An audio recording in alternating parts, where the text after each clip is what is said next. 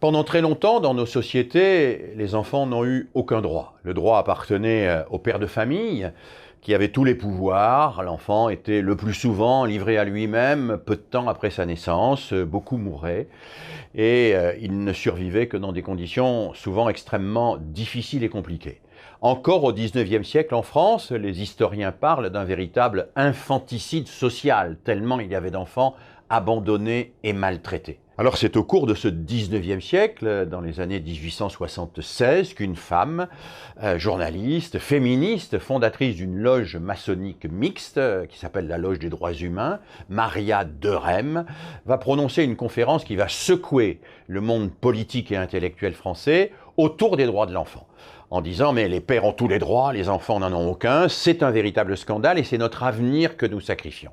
Et Maria de Rem en appelle aux politiques en disant « là où les parents ne peuvent pas et ne veulent pas aujourd'hui assurer leur devoir d'éducation, il faut que ce soit l'État qui s'en charge ». Alors Maria de Rem sera partiellement entendue, puisque l'État, par l'intermédiaire de Jules Ferry, va proclamer quelques années après l'instruction obligatoire, laïque et gratuite. Mais c'est peut-être pas suffisant. Les enfants peuvent être instruits, mais il faut aussi qu'ils soient à la fois bien traités et aussi entendus. C'est la raison pour laquelle, au fur et à mesure des années, cette notion de droit de l'enfant va faire son chemin. Et en 1921, tout de suite après la guerre de 14-18, un médecin, un pédagogue polonais, Janusz Korczak, qui est un homme admirable, va rédiger une première déclaration des droits de l'enfant. Cette déclaration des droits de l'enfant va faire date et c'est un texte qui va être repris, travaillé et retravaillé par la Société des Nations, puis par l'ONU, jusqu'à l'adoption en 1989 de la Convention internationale des droits de l'enfant.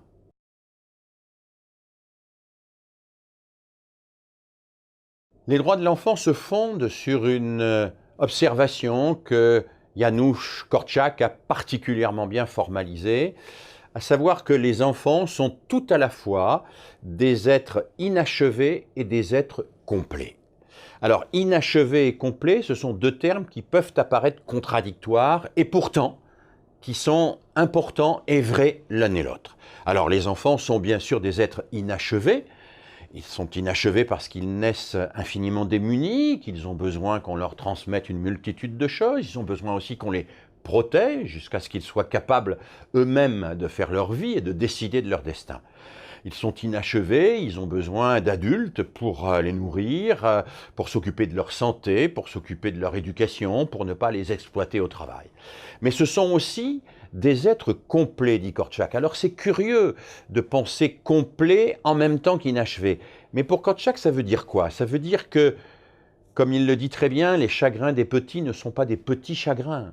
Un enfant, c'est déjà un être complet parce que c'est un être qui a déjà un registre considérable d'expression, qui ressent en lui des joies, des peurs, des inquiétudes, qui très vite se pose des questions qui sont aussi importantes que les questions qu'on se pose en tant qu'adulte. Il faut donc entendre dès la naissance de l'enfant que c'est déjà un sujet en construction certes, mais un sujet qui a besoin d'être reconnu et respecté en tant que tel. Et donc les droits de l'enfant, c'est cette reconnaissance simultanée du caractère inachevé et du caractère complet. Parce que l'enfant est inachevé, il a le droit à être protégé, et parce qu'il est complet, il a le droit à être entendu, et à être entendu pour ce qu'il est.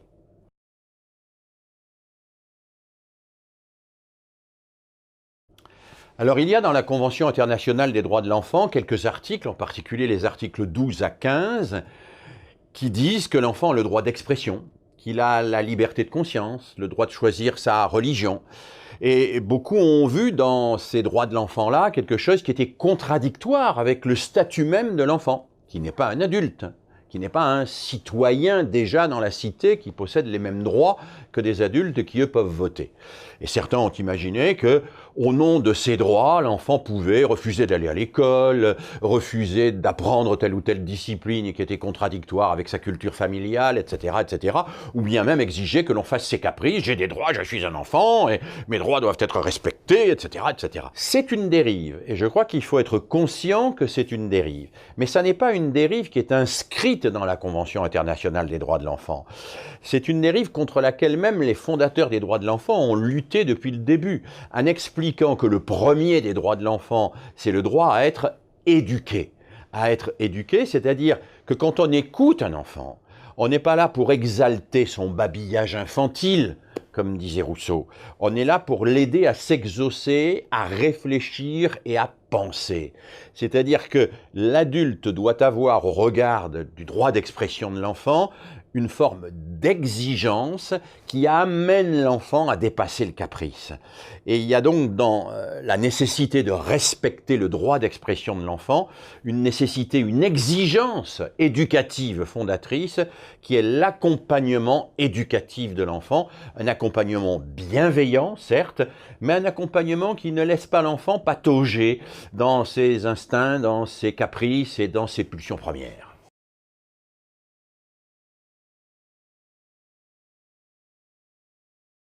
Je ne suis pas sûr que les droits de l'enfant soient suffisamment connus et intégrés aujourd'hui. Ils ne sont pas suffisamment connus parce que la Convention elle-même ne me semble pas avoir été suffisamment travaillée. Et quand je dis travailler, ça veut dire travailler en formation, par exemple.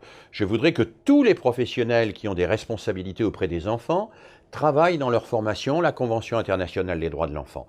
Que tous les professionnels s'intéressent à la fois aux droits créances, les droits A, et aux droits liberté, les droits 2, et se posent la question de la compatibilité des deux. Et je voudrais que tous les professionnels aussi s'interrogent sur la manière de bien respecter ces droits de l'enfant dans leurs tâches spécifiques. Quelqu'un qui s'occupe de tout petits enfants a besoin d'entendre que ces enfants ont des émotions, qu'ils appellent à certains moments, qu'ils ont besoin d'être entendus, ce qui ne veut pas dire être approuvé. Attention, un des droits de l'enfant, c'est d'être entendu, c'est pas d'être approuvé. Il a même le droit d'être contredit par des adultes. C'est un de ses droits de l'enfant. Il faut qu'il rencontre des gens qui pensent différemment de lui. Et puis, pour les enseignants, il me semble que on devrait beaucoup plus prendre au sérieux l'expression des élèves dans ce qui concerne le travail scolaire que l'on fait avec eux. Bien sûr, ce sont les enseignants qui doivent décider des méthodes d'enseignement. Bien sûr, ce sont le ministère et les inspecteurs qui doivent décider des programmes. Mais quand il s'agit de s'interroger dans la classe sur comment on s'y prend, quelle est la meilleure manière pour que chacun puisse s'exprimer, comment on peut faire évoluer les procédures d'évaluation, comment chacun peut participer à la création d'un collectif solidaire, alors là, il faudrait systématiquement mettre en place des dispositifs de participation et des formations à la participation.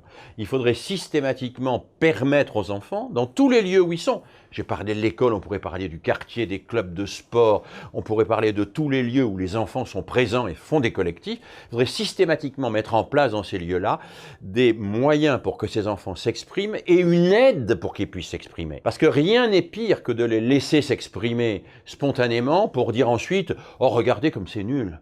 Regardez leur expression, elle est sotte, elle reproduit des stéréotypes et des clichés. Non, bien sûr que les enfants peuvent reproduire des stéréotypes et des clichés s'ils ne sont pas accompagnés, s'ils ne sont pas aidés à réfléchir, aidés à accéder à la pensée et à une formulation précise de ce qu'ils veulent dire.